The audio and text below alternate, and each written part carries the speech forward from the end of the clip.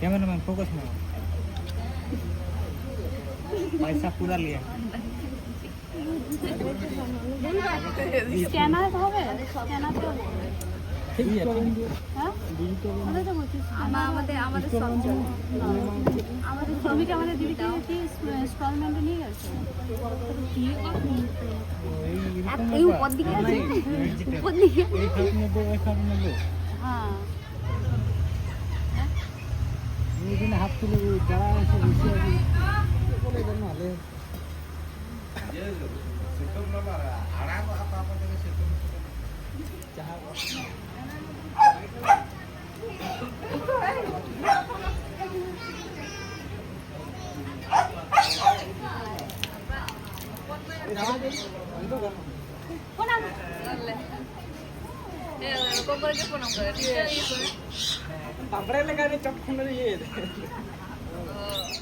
Hello everyone, welcome back to my another blog video and welcome back to my channel. Good morning. এখন আমি আছি সারেঙ্গাতে আমার ফুলমায়ের বাড়িতে। এখন বাজে সকাল 7টা। আমি রান্না করে চলে এসেছি একটু গরম জল করার জন্য। রাতে যেহেতু ঘুমটা ঠিকঠাক হয়নি, রাতে কেন আমি তো ঘুমিয়েছি সেই সকাল 5টার দিকে আর উঠে গেছি 7টার দিকেই।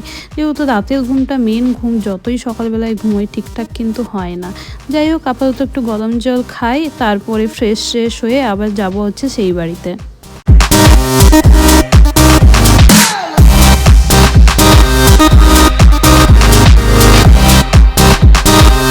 এই হচ্ছে লিও বাবু। বুঝতে পারছি গরুর সাথে ওর একটা কানেকশন ক্রিয়েট হয়ে গেছে। আমাদের তো না একটা কুকুর রাখার ইচ্ছে, যেহেতু মাছও আছে তাই আমরা তো রাখতেও পারছি না।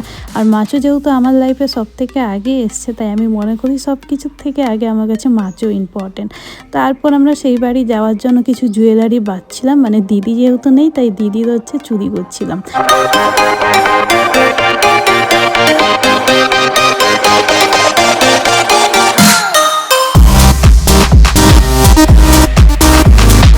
দিদির জিনিস চুরি করাতে শান্তি পেলাম না, তাই এবার এসেছি বোনের জিনিস চুরি করতে। গতকালকে বোনের জন্মদিন গেছে, তো বোনকে জানি না কি এই চকলেটটা দিয়েছে, দেখলাম ফ্রিজে ছিল, ব্যাস হানা দিয়ে দিলাম। না অনেক চকলেট ছিল ওই সেলিব্রেশন ছাড়া, কিন্তু ডেয়ারি মিল্ক যেহেতু আমার ফেভারিট তাই ডেয়ারি মিল্কটাই নিয়েছিলাম। চলো এরপর ঝটপট করে আমরা এখন বেরিয়ে যাব, বিকজ ভীষণ তাড়া দিচ্ছে সেই ঘরে যাওয়ার জন্য। বারবার ফোন দিচ্ছে আর জানতে পারছি সেই বাড়িতে ব্রেকফাস্ট কমপ্লিট হয়ে গেছে। তাই আমরা যদিও জানি আমাদের জন্য কিছু না কিছু থাকবে, তাও আমরা নিয়ে নিয়েছি চপ, বেগুনি, গরম গরম ভাত ছিল। আর জানোই তো গরম জিনিস খেতে কিন্তু বেশ ইয়াম্মি লাগে। চলো আপাতত হচ্ছে যাই।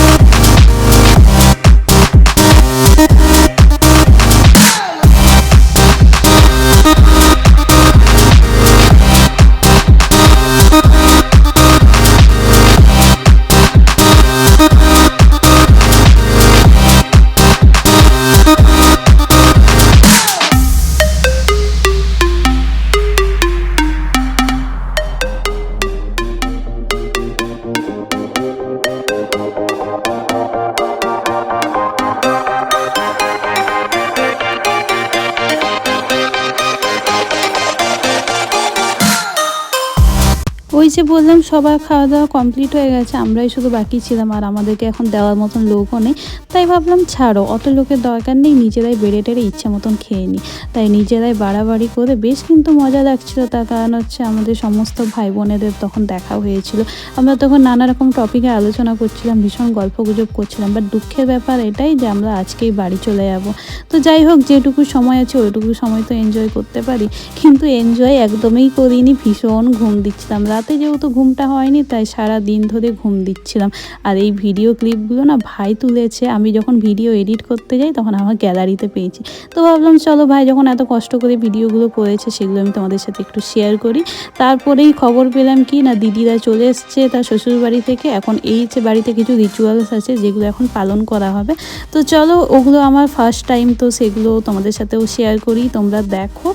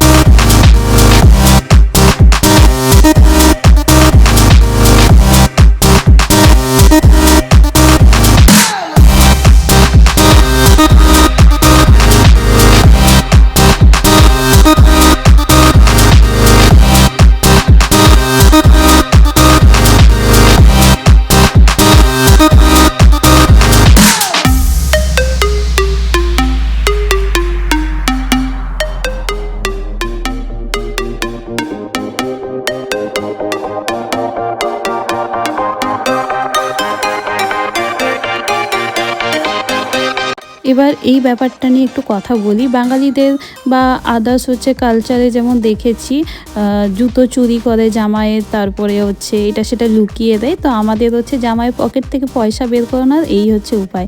মানে জামাই যখন আসে তার পা ধোয়াতে হয়, পা ধোয়ানোর সাথে হচ্ছে তার পা এইভাবে ধরে রাখতে হয়, যেটাকে হচ্ছে বলে যে কাঁকড়া করা।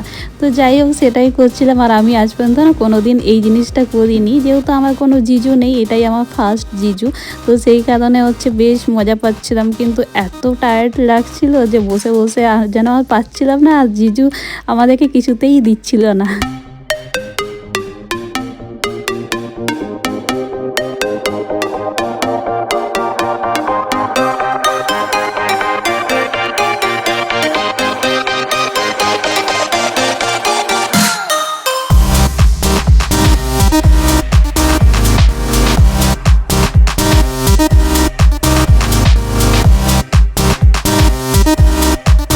টাকা পয়সা তো পেয়ে গেছি, এবার ছেড়েও দিয়েছি। আর এই হচ্ছে রীতিটা হয়, যারা হচ্ছে জামাইয়ের থেকে বড়, মানে যে দিদিগুলো হয়, তাদেরকে হচ্ছে পরে আর ছুঁয়া যাবে না। মানে দিদিরা জামাইকে আর ছুঁতে পারবে না, জামাই হচ্ছে দিদিদেরকে ছুঁতে পারবে না। তো সেই কারণে হচ্ছে ওরা মাথায় এভাবে জল ঢালে। আদার্স কিছু নিয়ম আছে কিনা আমি জানি না, কারো যদি জানা থাকে অতি অবশ্যই কমেন্ট করো। কিন্তু আমি যতটুকু জানি, যতটুকু বুঝি, অতটুকুই তোমাদের সাথে শেয়ার করছি।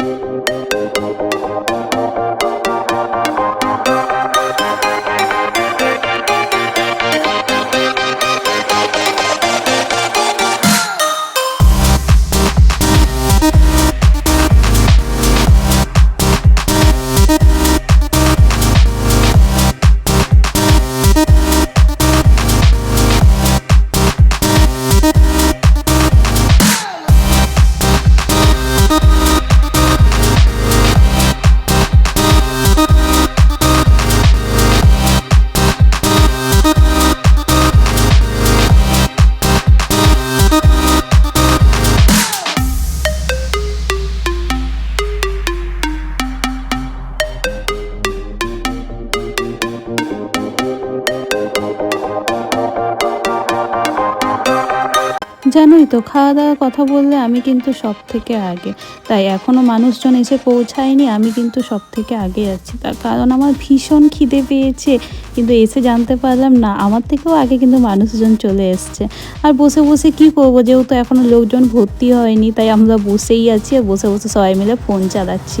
ব্যাস লোকজন চলে এসছে, এখন জাস্ট হচ্ছে খাবার দেওয়ার জন্য ওয়েট করছি। জাস্ট খাবো, ভীষণ মানে ভীষণই খিদে পাচ্ছে।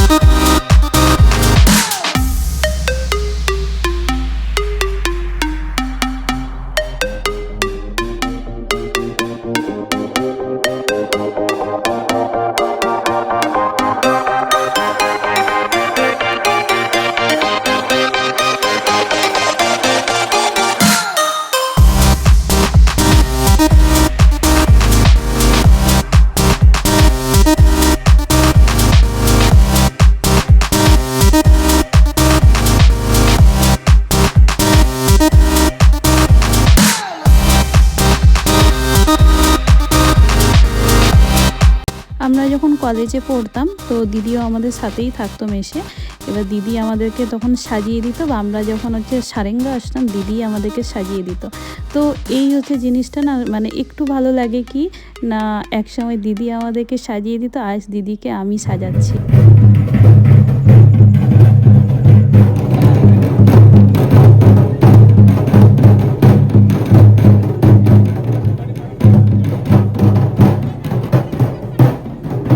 আসবি? হ্যাঁ আর কবে আসবি? আর কবে আসবো? তুমি কবে নিমন্ত্রণ দিবে বলো? আমার বিয়ে। হ্যাঁ